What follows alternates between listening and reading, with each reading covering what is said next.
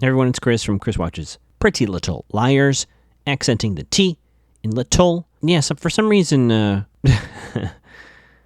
don't know, this is random. You know, as we move through season 3, I was thinking about this as I was making my dinner, which you might hear the beep of my oven. I think the audience is ahead of the liars a little bit in this season. Yes, there's some stuff that we don't know, but there's some things that I feel like the audience is ahead of the liars on, and we've been spending some time having the liars catch up to us, kind of confirming our suspicions. So my hope is it'd be cool if we were on the same page with the liars. I wonder if the show will ever have the liars go past us and not show us maybe their cards. But yeah, I mean, I'm teasing it. Let's just get into it, right? Let's just talk about what's going on. Chris watches Pretty Little Liars. Chris watches Pretty Little Liars. Chris watches Pretty Little Liars, so he can help you figure out who's A. Season 3, Episode 6, The Remains of the A. Clearly a spin on The Remains of the Day. Yeah, I looked up the novel and the plot. I actually haven't read the book. I believe it's a movie too, right? Not really relevant. I think it's just a fun thing to say, The Remains of the A. So, I don't know. Previously on, we're reminded that Garrett, his mom is in the hospital. The hoodie person was watching. Caleb and Hannah broke up, just in case you forgot. We're reminded that Jason gave an award, a reward, I should say, $50,000. I don't want to look too meta into the previously on. It is interesting, though, that they showed us that. Based on the revelations later, Jenna driving Emily that night, they found Emily's jacket at the church rummage sale. Laurel from Gilmore Girls gave Aria a job. This whole note thing with April Rose. We cut to the hospital. I assume it's the same night because it looks like Spencer and Hannah are wearing the same clothes. I could be wrong. Hannah's looking for room 312. So we get a quick what are we doing here? And I think they can expose A. So the plan is to replace the note that Spencer saw last episode, the thing about April Rose, and do something else. Hannah's idea is to say meet them at the church, the Rosewood Church. Again, much like last week, tomorrow. So I think there's something tomorrow. Meet me at the sanctuary to meet me, right? Spencer says something about Lucas. Again, Hannah denies it's Lucas. Cannot imagine Lucas is a part of this. Anyway, she goes, what about Jenna? Hannah is ready to brawl. So Hannah forges a note in a very similar handwriting about the sanctuary to meet me there, right? Hannah goes in. Spencer's on guard duty.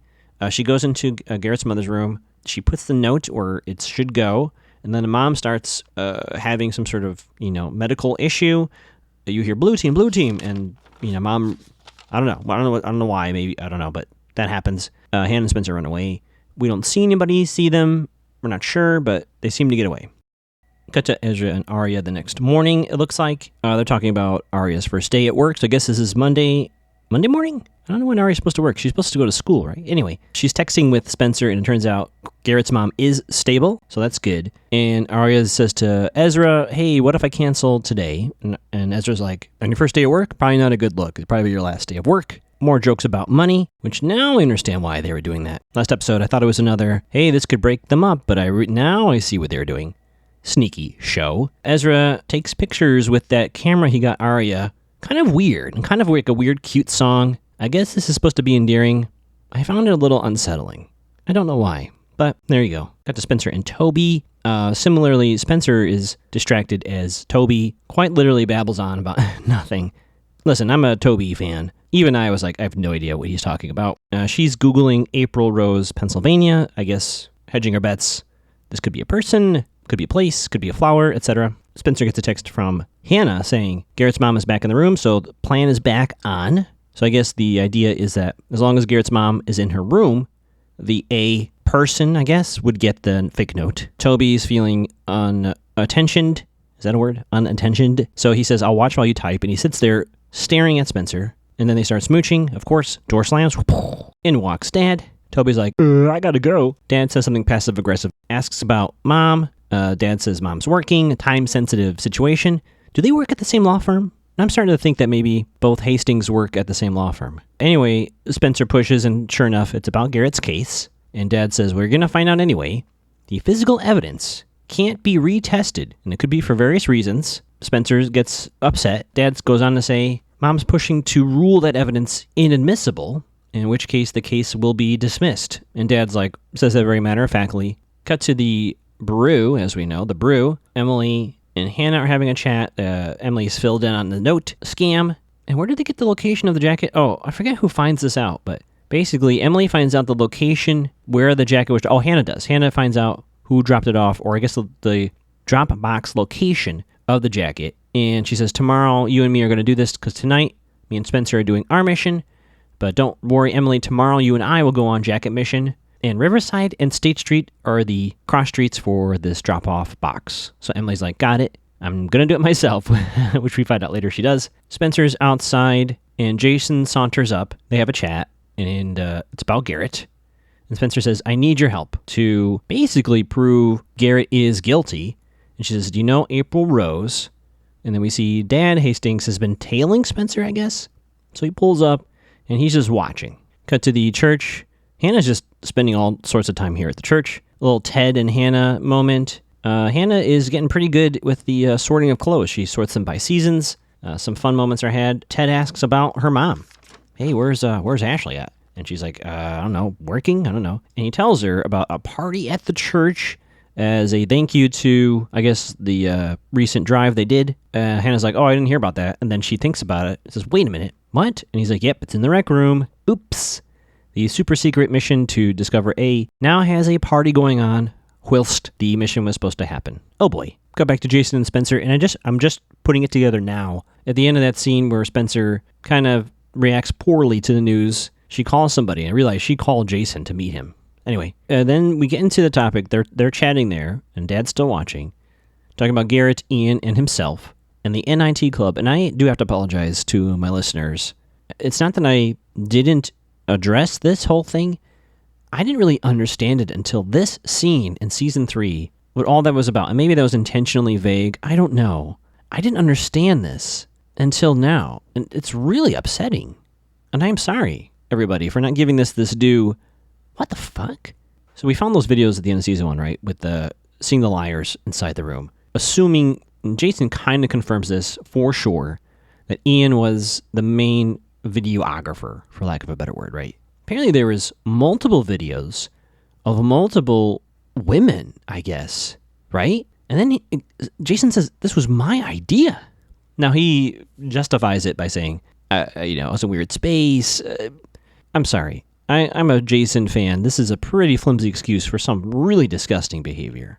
That said, they move past this really upsetting bit of information. Again, I didn't really pick up on that. I didn't pick on the scope. I pick up on the scope of this. Let me put it that way. Wow. Yeah. So there's that. So that took me a moment to intake this information. Then they're like, okay, that aside, huge. That aside, is April Rose potentially in one of these videos? And then Jason drops the employee word, and Spencer's like, what? And he thought Ian was paying girls to set up their friends to be in these videos? Oh my goodness. Dad's still watching, and Spencer's like, there's no one else in NIT Club, and Jason's like, no, it's just Garrett, Ian, and myself. But he's like, there's no way Ian could have done all that solo, so he had to have had help that I didn't know about, basically. And then Jason says something even stranger, that he doesn't think Ian was filming this for himself, but filming for someone else, which I don't... There's so much not said here that I still don't quite understand, but there's something really big and really, I think, upsetting in this entire situation. But that aside, they're like, okay, we're going to focus on April Rose and trying to find who she is, right? So come back to Arya and Ezra's in the shower. And I forget why Arya goes into his drawer, but she opens a drawer and she finds a shit ton of cash. And not only does she find a shit ton of cash, but it's in this like plastic bag or covering or something. So there's socks, and buried under them is all this cash, right? Arya goes, I gotta run, and she literally runs away. Ezra pops out of the shower, is like, are you going? And she's like, yep, kisses him and runs. Go back to the brew, Hannah and Spencer. It might not be the brew. I was like, wait a minute, is this the brew or a different eating place? Unconfirmed. More talk about April Rose, how she connected. Maybe she has a tape. One of these tapes that they found in Allie's storage locker. Like, well, maybe that's it. And then talking about Garrett and A's relation. Is Garrett in charge of A, or is A in charge of Garrett? We'll chat about that. Arya runs in. Everyone's hungry. They're like, let's order. Talk of the plan. And even though it's gotten screwed up at this party, which we later find out is called the thank you dance, the plan is for Spencer and Hannah just to go to see who it is. So A is going to show up at this sanctuary part of the church. They're going to hide. and they just want to see who it is. They don't want to do anything confronting. Hannah goes to the restroom, I guess. Arya seems distracted, and Spencer's like, what's wrong? And Arya, in her way, says, what was the reward amount from Jason? And Spencer's like, oh, it's $50,000. And Arya's like, huh. And would it be weird to have that much cash? And Spencer's like, yep. And Arya goes, oh, no. Ezra might be a bad person. We cut to Jason just doing some errands, I guess, after chatting with Spencer. Dan walks up and says, hey, leave Spencer out of this. Jason, in his way, confronts Dad and says basically no. And then Dad says something, something about sad about you and your family and your sister. Jason twists the knife by saying, which sister are you talking about? And he runs away. Cut to Hannah. Ashley's coming to pick her up at the church, and they're about ready to go. And Ashley's like, hey, I want to say hi to Ted. And Hannah's like, Ted's a goober. So I wrote in my notes, Ted equals goober equals A, as we know. And Ashley lets it slip that she kind of has a sort of date with Ted at this party/thank you dance. Hannah freaks out. This complicates the plan even further. She uses the excuse that it's embarrassing to be there with your mom. And mom's like, it's no big deal. And then Hannah comes up with a very lame story. Something about Toby, bringing Toby with her, about some guy that was not taking the hint that Hannah's not interested. And more than one time in this episode, Mom is the first to say this. She says, does this have to do with Caleb? And she's like, no. But already I'm like, oh man, their plan is totally wrecked already. Cut to Emily. Emily's on a solo mission, so apparently she did not want to wait for tomorrow. She goes to State and Riverside to the drop box. She's looking around and she sees a diner called Sputnik's. And I have no other way to describe what we see as a viewer in this next instance. But the screen changes and we assume we're seeing a memory from Emily. It appears as though Emily time travels. I'm going to say that one more time just to be sure you don't think I'm being funny or you didn't mishear me. It looks like Emily time travels because what she sees in the windows in this memory is a whole bunch of people dressed up as if they're from the 1940s. That is all. That is the only way I can describe what I saw. Truly a what the fuck moment for me. And then it fades back to modern day, whatever that means. And she's like, we jump to Spencer's place, I believe. Hannah is trying to convince Spencer to bring Toby in on this. It is called the thank you dance. Hannah is kind of, saying the plan's falling apart. And then it seems Spencer is reluctant to bring in Toby, which makes sense. Spencer reveals maybe April is another cop who helped Garrett. And then Wilden's name is brought up again as part of this somehow. And then the topic of Allison comes up again. And I don't know if it's been said out loud by them, but there is an acknowledgement how toxic Allison was. And Spencer does say, true, but I would not have met you without Allison. And so there's a little silver lining, I guess. And then Spencer goes, you know what? Toby's in. So that's all it took, I guess. Cut to Sputnik, the diner. Emily's at the counter, and the waitress is like, more coffee, hun? And she's like, nope, no thank you. Emily gets a text from Hannah, meet at the dance, etc. So Emily's in on this plan. Then she gets another memory flashback. This time, she's looking at like a placemat with a maze. She zooms to the past, recent past, not time travel. And it looks like her point of view, looking at a completed maze, written in her handwriting, I'm sorry I left you, right? I'm sorry I left you. And then there's someone sitting next to her who has, well, even at the time I was like, it's not a tattoo. It looks like a stamp, right? It looks like some sort of snake or some sort of design on the inner part of his left wrist. And then I thought it was an eye. It's either an eye or a snake. Anyway, and then fades back to modern day. Cut back to the Hastings household. No one locks their doors in this town. Sure enough, Spencer's inside. Jason knocks and just opens the door. So it's no surprise Emily walks out at the beginning of season 3 here. We could do with locking some doors around here. Anyway, he's like, hey, I found April Rose. Guess what? Not a person, a place. Antique shop. Cut to the church. Toby and Hannah are at the dance. So we're here jumping to nighttime. I just made a mental note. Oh, lots of dances and parties in season 3 so far. Is there going to be one every episode? So Toby's like, where's this dude I need to scare off? Hannah points to a corner where 4 stereotypically nerdy guys are like, meh, meh, meh, meh, meh. Toby gives his best, I'm going to punch you face. I think they all poop their pants. And then we have Ted and Ashley walk up, introducing themselves to Toby and Hannah. And Ted's like, oh, and Hannah's like, oh, no, we're just friends. Although I gotta say, Toby and Hannah next to each other, not mad at it. I don't think they would gel as a couple, but I didn't hate it. Ashley goes on to make some jokes about booze, and Ted's like, there's no booze here, it's church. And then she makes a Jesus joke, which is funny in hindsight. Ted laughs at it, LOL. And then she makes a root beer joke, and he's like, we got that. And then they all see Wilden, creepy detective, walking in to the thank you dance. If I were to do a parody of Pretty Little Liars, one of the things I would have to do is include a shop with very creepy employees. Sure enough, the April Rose Antique Shop does not disappoint. Spencer and Jason walk in. They're looking at some letter openers that could be knives. They look up, and a woman listening to headphones, rocking in place, completely ignoring them. And they go, oh. And then an older gentleman comes out and says, oh, how can I help you? Jason, this is also the episode of very lame excuses. He has a very terrible thing he's saying. We're here to pick up something from someone. Do you have anything? And then the guy's like, we have all sorts of stuff in here like this. Jason, not your best line. Spencer starts to walk around, and she sees a necklace on an arm. Keep that in mind. Actually, it's on the person's arm, so it'd be an armlet. We get a flashback, which we haven't had in a while. Another time travel. Allison and Spencer, apparently I think they're in Spencer's room, and we see that same wet on Allison's ankle. Hence the word anklet. And Spencer's like, oh, that's really nice. Where'd you get, who gave that to you? Someone special? One of your boyfriends? And Allison says, just a friend, with a little twinkle in her eye. Cut back to modern times. Spencer takes the necklace very carefully off the arm. Anklet. Off the arm in the antique shop. We get a part 2 of our flashback. Apparently Allison's going to ditch Spencer. It sounds like what Allison does is she probably tells everybody, hey, I'm going to go hang out at Spencer's tonight. She goes to a friend's house, and then she uses that as her cover to do what she does. Spencer's annoyed, and Allison's like, hey, well, we get to make out with frat boys on futons. And so she leaves, and Spencer's like, who's picking you up?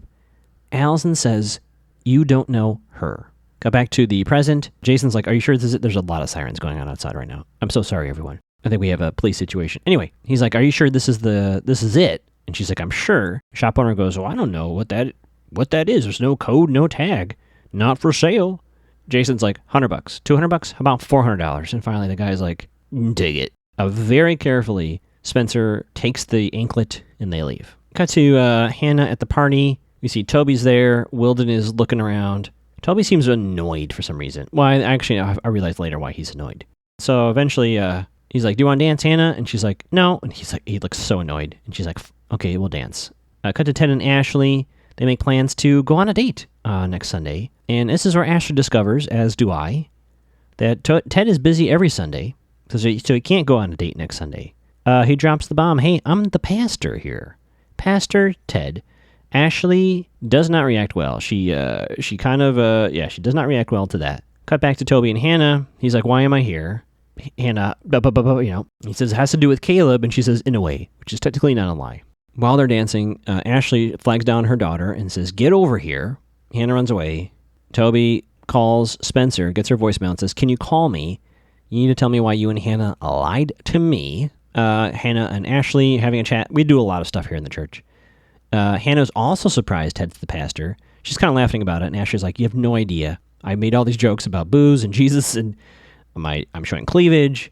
And she says something interesting. She says, I'm no angel. And basically Hannah's like, relax. Clearly you're into him. I think he's into you. But Ashley is a little taken aback by this news. Emily shows up. I was so surprised. Audience. Holden, of all people, is at this dance.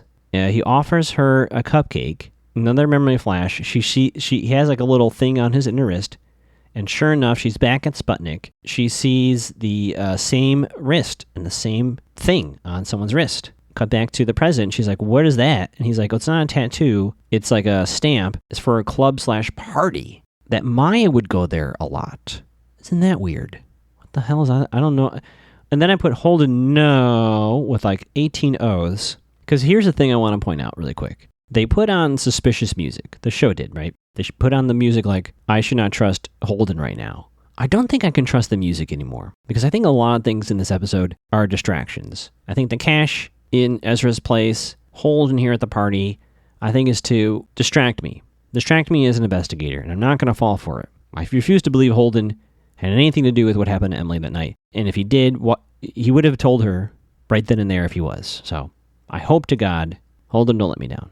Ashley re-enters the party, and she says to Ted, hey, want to dance? He is kind of a goober. He says some really lame things about Charleston. I don't know. He is a goober. Wilden, of course, walks up, acting all weird. Ted says, oh, you know each other. And Ashley says, oh, from the Allison De Laurentiis case. And Wilden's like, oh, we'll cross paths again. Wink, wink, nudge, nudge. Like totally ruining the moment for her. And Ted, he walks away. Ashley doesn't feel good about this whole situation, and so she leaves. And Ted's going to walk her to her car. We cut to Spencer outside the police station, listening to Toby's voicemail. She is sad. Jason walks up, and apparently they dropped the necklace off at the station. Look at that. We're not holding on to it and hiding it in our lockers at school. Spencer wants to see the letters that told Jason that her dad and his mom were his parents. And he's like, you don't want to see this. And Spencer makes the observation that she goes, it's so interesting that the reason you don't want me to see these letters is the reason Allison would want me to see these letters. And I haven't quite figured it out yet, but there's something telling about that comment. And something about Jason's reaction to that. I don't know what it is. Something about layers to Allison. I don't know. There's something there. Anyway, go back to the church. Hannah and Emily, we get a recap. Emily tells Hannah about the Holden conversation, how weird it was. And they notice the door is ajar to the sanctuary. So Hannah's like, okay, plan's still on. Emily, wait by the side door. I'm going to go in. So Hannah goes inside the sanctuary. We see some shoes, and right away I'm like, this is Wilden. And sure enough, he finds Hannah. She stands up. He says, hey, I found this note at the hospital. The nurses gave it to me. How he knows she wrote it, I don't know. I guess he just went here, right? Hannah, of course, denies. And he says something interesting, which confirms what I thought last season. He says, why are you helping him? He says, you did all this finger pointing at Ian. He thinks they're working with Garrett. And then Hannah runs away. So if I wasn't sure before, unless this is a huge, huge subterfuge, Team Wilden is not Team Garrett. And I'm going to make a theory about this at the end of our episode here. Cut to Arya and Ezra. Ezra's acting weird. Arya's acting weird. Arya had a bad day at work. She talks about a really bad day, and she says she was distracted because Arya confronts him. She says, I found all that cash. Talk about an episode of Bad Lies. Ezra has some lame story about selling a car. The person didn't want to pay in. The person wanted to pay in cash to avoid tax stuff. And then they go back to watching a movie. And then he looks to the dresser. Again, spooky music. As he looks at the dresser, like, oh, she almost figured it out, what I did. And then movie quote, the person in the movie, as they hit play, says, when you stand by someone, you stand by them no matter what, even with their faults. So the show is trying to make me, Chris, think the person who called Jason to give the tip is Ezra, and that cash is the $50,000. Do I think that's true? No idea. Come back to the Hastings, Dad and Spencer. Spencer asks for Mom again. Dad says she's working, clearly not booked. Mom's not booked for this episode. And Dad says, hey, well, I got some news for you. I know that you and Jason dropped off that anklet. They've been looking for that for 2 years. So I don't know how Dad knew all this, but he does. And guess what, folks? The blood on the anklet is Allison's blood and someone else's blood. Definitely, though, not Garrett's. Case is thrown out. Spencer melts down. She runs away, runs upstairs. Dad's kind of like, huh? And she screams into a pillow. It's a very sad moment. I think part of it is Spencer's like, it's still not over. We're still doing this. I guess she thought it would be done. And then weirdly, she gets a text kind of late. It says, hey, Spence, I have one more surprise for you. Garrett isn't there, killer-A. Well, she just found that out. So, yeah, I don't know. Post-credits scene, they're eating a bowl of Fruit Loops, it looks like, and they're reading a newspaper about Garrett charges dismissed, and they circle a want ad for room for rent in Rosewood. Mancia of Castillo is the place. I don't know what that means. And then you see them starting to call a phone number starting with the 70, which is, I don't know what that is. But so what do you think, folks? Well, so going back to season 1, episode 1, I think I said at the time, if Allison is not dead, how would one do that? Or why would one do that? And if you remember at the time, I thought Wilden and or the FBI might have been involved in putting Allison in witness protection. I'm not saying Wilden is a good person. He has a lot of shady stuff he does. That said, I think a team led by Allison De Laurentiis has Wilden as one of her employees. Because I think keeping her safe from whomever is still after her, because I think they know she's not dead, especially now, since they went into the grave, I think our anti-A is now certain that Allison's faked her death. Okay, all the stuff with the bracelet, Garrett's not the killer, etc. Is Allison trying to help her liar friends find the real source of the danger. Only when that threat is neutralized will Allison reveal herself. So, as long as we're playing with all this, there will be no Allison is not dead reveal. So I'm predicting, or I guess my theory is, this will get resolved at some point, but we'll still have our A situation. Right, whatever that means. I still think we know Jenna set up Garrett. So Jenna was part of an A faction and cut him out. So if anything, Jason helped his old friend Garrett. We still have to deal with this club situation, which I'm not even sure the show has really dealt with, because I really understood that this episode. Do I think Holden is part of A? I do not. I know I'm going to regret saying that, but I don't think he is. Do I think Ezra got the $50K cash from giving a tip to Jason? I don't think so. As much as I'd like to see the Ezra and Arya stuff stop, it's not clear to me what any connection he has to any of this yet. I can't explain Emily's time traveling yet. That one I'm just going to let play out. I don't have no idea what's going on with that. That was the other part of my theory. I think the person that went into Garrett's mother's room and left that note on Garrett's mother was not Garrett. I think we could even be that critical and check the handwriting. The Garrett note is legit. The note slipped under Garrett's mother, the original note, was meant for either Wilden or the liars who found it. Either way, they're going to the anklet. Just so happens that Wilden got the fake note and figured it out. So again, I think that's Allison. Whether it's Allison or one of her employees, that was meant to clear Garrett, because Garrett, many faults. Do not get me wrong. He is not the one responsible for all this. He might have been involved in the cover-up.